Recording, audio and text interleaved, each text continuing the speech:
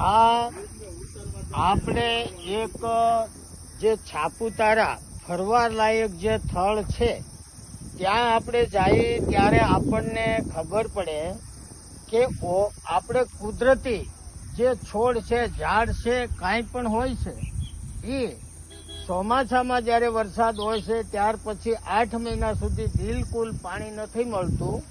તો એનું કારણ એ છે કે કુદરતી રીતે જે એના પાંદડા પડે છે અને ફર્ટિલાઇઝ કે કોઈ ઝેરી પદાર્થ, કોઈ દવાઓ નથી નાખવામાં આવતી, એના હિસાબે ફળ, ફૂલ અને બધું છોડ પણ તંદુરસ્ત હોય છે.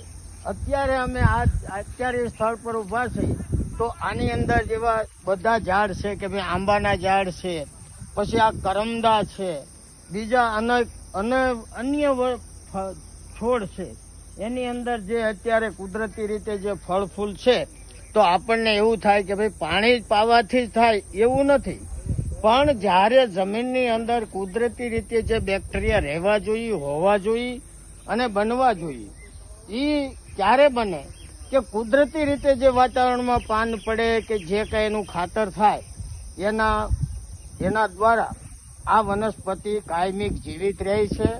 તો આપણને એવું લાગે છે કે ભાઈ નીચે સમથળ જગ્યા હોય એમાં વાવીએ છીએ તો એને પાણીની અઠવાડિયે જરૂર પડે છે.